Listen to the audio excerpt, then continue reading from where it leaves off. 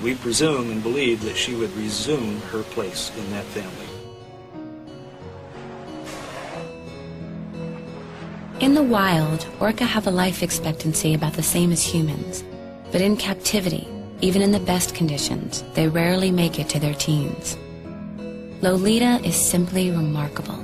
After more than 3 decades in captivity, she still appears to be in good physical condition. But could the world's oldest performing whale simply be too old to go home? In the wild, the females average 50 years of age. And we have 2 out there that are estimated to be over 90 years old. Great-great-grandmas. And they're out there with their families. And you know, you can't tell by looking. They're just as active. They travel 75 to 100 miles every 24 hours. They make the calls. They say which way to go. They say where the fish are. They have that long-term memory, just as Lolita still has that long-term memory.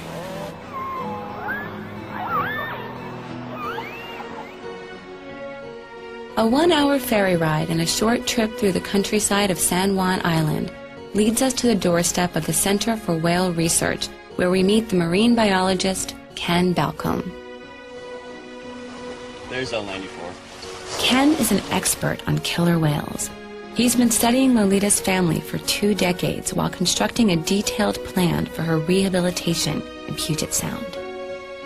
We're really interested in Lolita because she spent that real formative part of her life with her family. The first 6 years were out there. And, so she had a lot of her education, all of her language skills, everything that her society could teach her, she already knew. It wasn't like she was pulled out of there as an infant and never allowed to develop. So she's remarkable. She's one that ought to... She's made the money for those guys. She's paid for her retirement too. She speaks her language. She's in her tank, but she doesn't have anybody to talk to.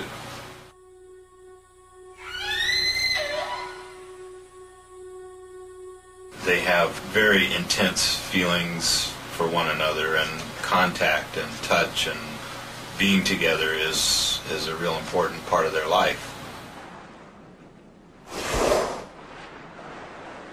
She probably came from this major line, but now with her younger sister gone, there's no producing females left there.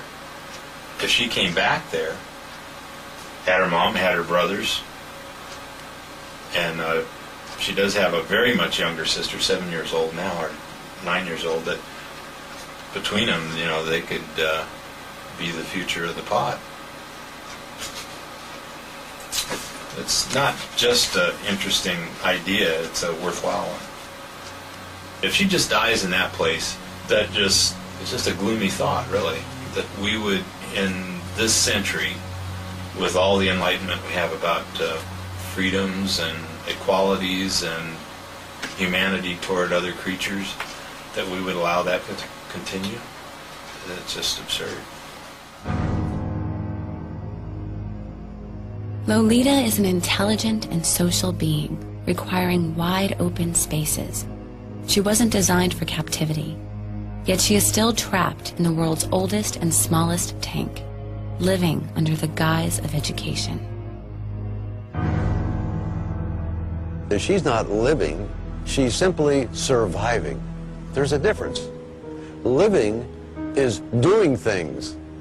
Living is chasing fish. It's cooperatively feeding.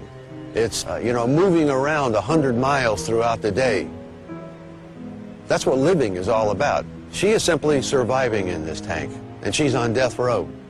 Lolita and other dolphins and whales are self-aware creatures. They routinely make choices and decisions regarding the details of their life. They are entitled to freedom of choice. Thus, Lolita is entitled to freedom. Capturing her and dragging her kicking and screaming into that concrete box is simply wrong. What a violation of nature, and what hypocrisy to say we're capturing these dolphins and bringing them to the Miami Seaquarium or SeaWorld or some other park so that we can teach you respect for nature. Come to the place where whales and dolphins fly, where creatures lurk, and where the forecast for fun is always scattered showers and 55 degrees. Miami Seaquarium, your window to the world of the sea. What is that? You know, it's so obvious that this show is nothing more than a spectacle of dominance. That's all it really is. And it teaches us that dominance is good, dominance is right, dominance works. And that's really the danger. That's the biggest problem. Because it's not just an animal rights issue, it's an issue about education and people. It's about the millions of people who come through there every year and learn that it's okay to abuse nature. As long as we call it education and research, you can literally get away with murder. With respect to the question of education at marine parks, it's bogus. It's basically like having Walt Disney tell you how rodents' biology works. It's fantasy. It's not real.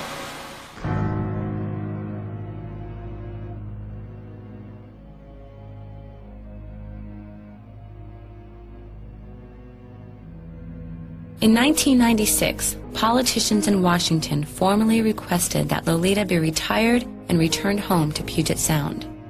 The question remains, will the people and politicians of Florida ever honor that request? The governor of the state of Washington, Mike Lowry, who was governor at the time, was sympathetic to the cause and joined with me and the Secretary of State, Ralph Monroe, in announcing that Washington would welcome Lolita back home.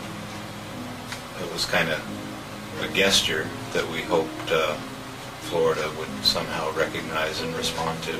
We didn't have overwhelming political support, and of course we had zero support from Arthur Hertz. I think if we'd had a lot of cash, we would have had his support.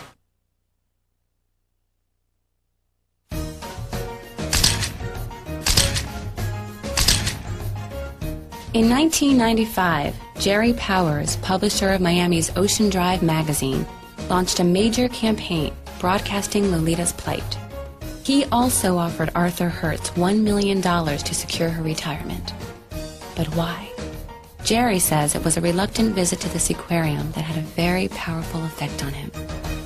This beautiful, unbelievable whale comes out of the water. And there were families, and people were smiling, and some people weren't smiling. And for me, it had this unbelievable impression.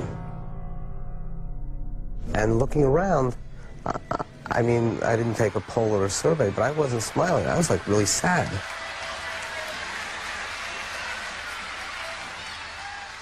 It was like a moment that I had when I was a kid, and like I went to a circus, it might have been a Ringling Brothers circus, and the elephants came out. And to me it was a tragedy, while other people were like laughing. I guess I saw something that was so out of whack with how I felt that I immediately came back to my office, and I wanted to find out if there were any people who felt like I did. So I started looking up clipping services, and I saw there was this whole movement going on to free Lolita. Who was Lolita? Where did Lolita come from? Was she born in the tank? I didn't know any of it. I never knew much about whales. But it heightened so much my awareness that I ultimately found a guy named Ken Balcom, and he told me he had approached the seaquarium and said, could we at least, at minimum, do some soundings in the tank between the population of whales